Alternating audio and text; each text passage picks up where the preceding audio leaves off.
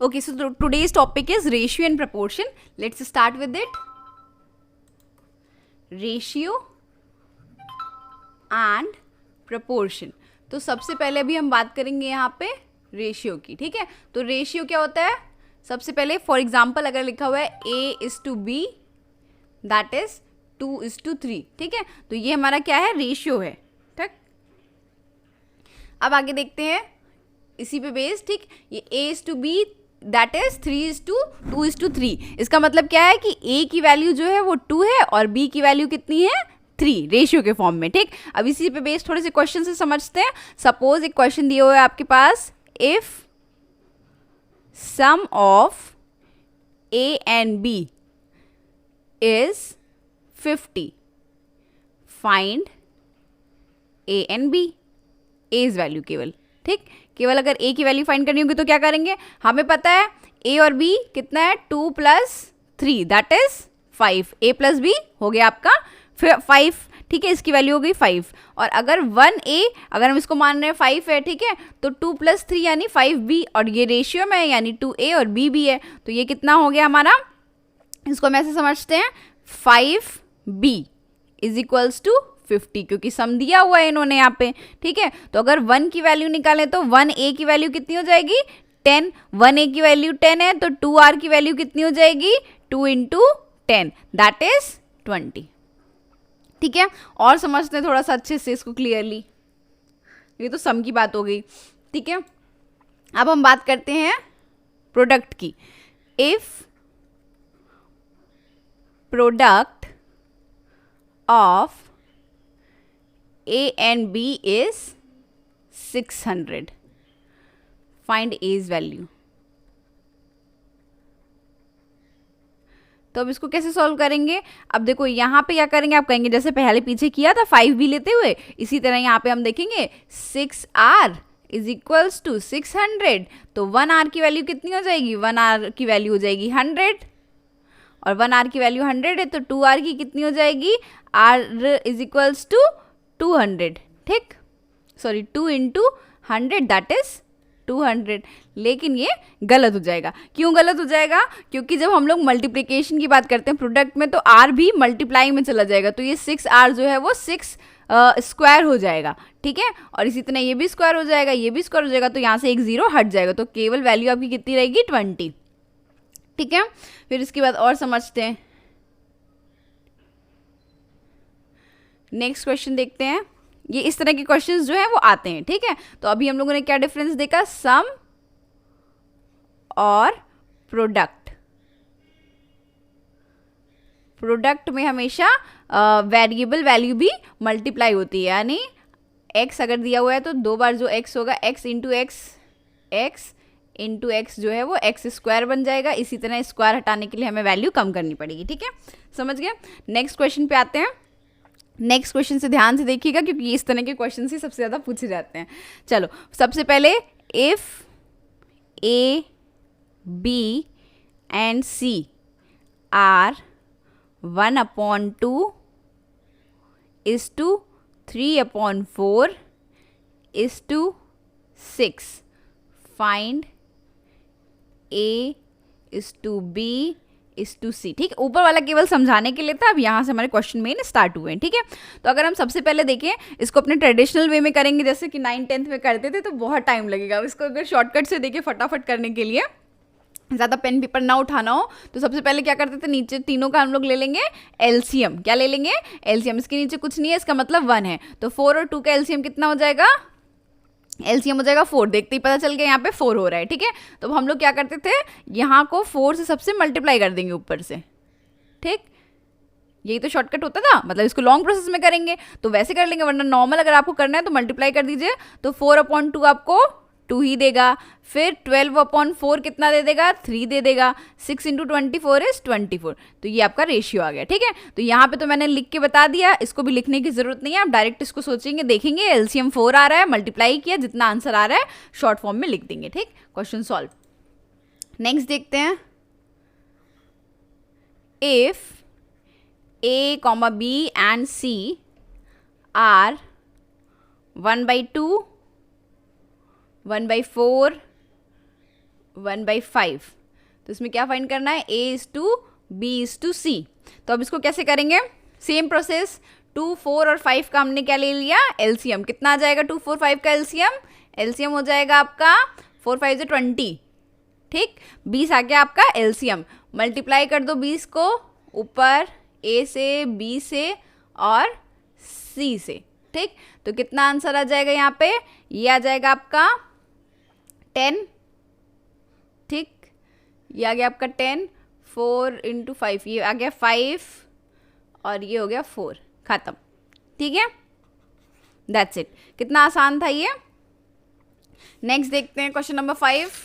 सिर्फ आपको एलसीएम निकालना है और पूरे फ्रैक्शन से मल्टीप्लाई कर देना, ऊपर न्यूमरेटर से, फ्रैक्शन के न्यूमरेटर से मल्टीप्लाई करना है। क्या करना है, फ्रैक्शन के न्यूमरेटर के फ्रैक्शन से आपको मल्टीप्लाई करना है, जो भी आपकी एलसीएम की वैल्यू आई है, दैट्स इट। उससे आपको लोएस्ट नंबर में निकाल के रेशियो फाइंड कर देना है। Next question, if 2a = 3b = 4c। ये बहुत कॉमन क्वेश्चन है, आप किसी भी एग्जाम में देखेंगे तो इस तरह के क्वेश्चन बहुत नॉर्मल तरीके से आते हैं और उतने ही आसान होते हैं, ठीक है, इनमें ज़्यादा पेन पेपर यूज करने की जरूरत नहीं होती है। देखते हैं कैसे, ठीक है। अब यहाँ पे क्या है, 2a = 3b = 4c। अब abc निकालनी है, तो अब इसमें हम क्या देखेंगे, 2a की वैल्यू कितनी है 2, b की वैल्यू कितनी है 3 और c की वैल्यू कितनी है 4, ठीक।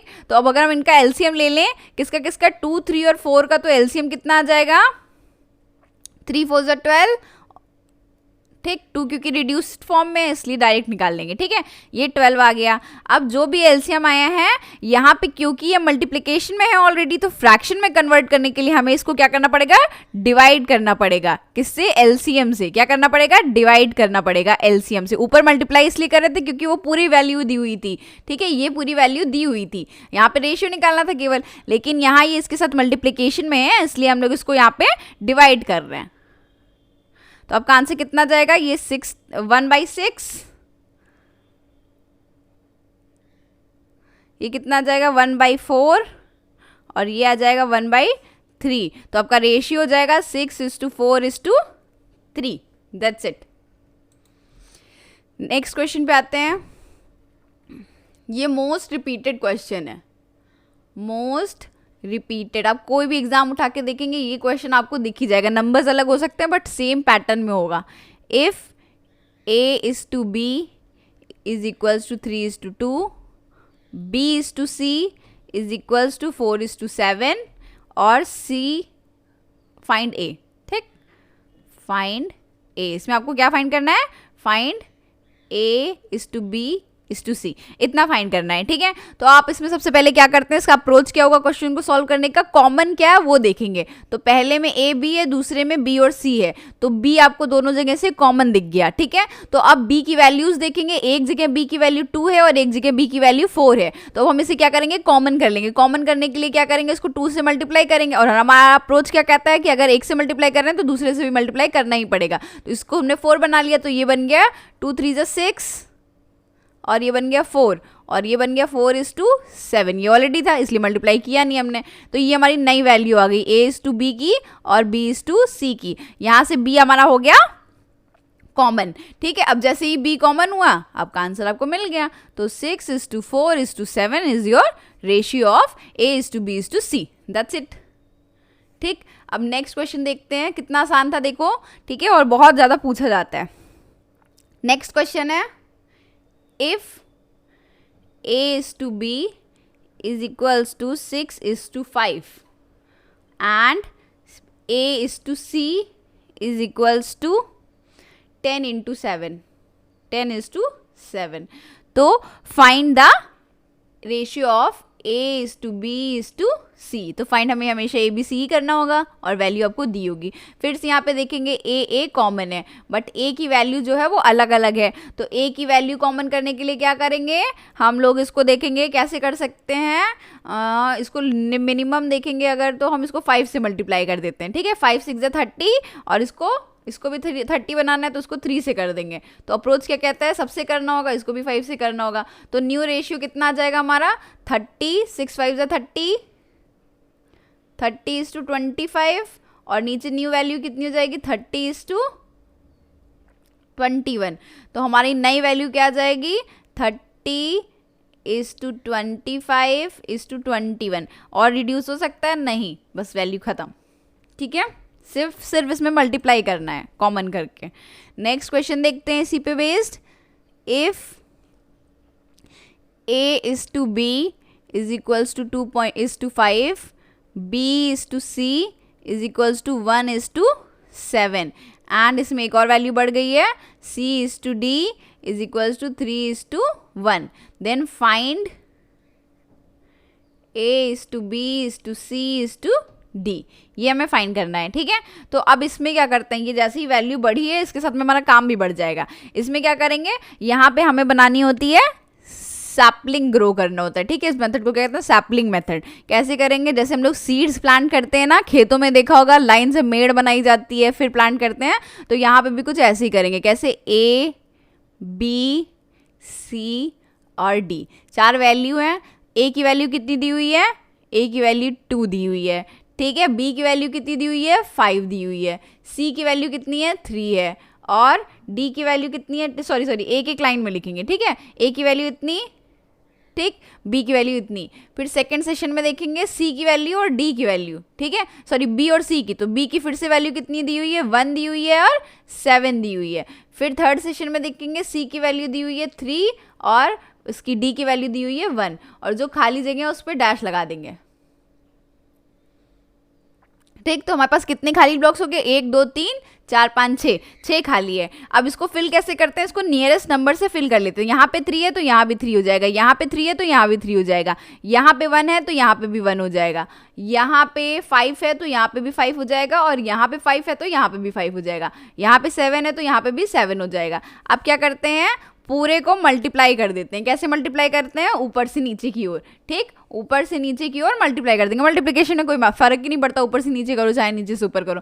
7 5 35। ठीक, 7 5 35, 35 इंटू 3 इज 105, 5 3 15 और 2 3 6। अब देखो अगर ये रिड्यूस हो सकता है तो रिड्यूस कर लेंगे, अदरवाइज यही आपका आंसर है। That's it. तो इसको क्या कहते हैं, sapling method. Next is question number 9। अब इसको देखते हैं। A is 2 times of B and A is 5 times of C। क्या फाइंड करना होगा, obviously A, B and C। ठीक, तो अब हम क्या करेंगे, इसका आंसर भी बहुत आराम से निकलता है। कैसे, सबसे पहले इसको लिख लेंगे।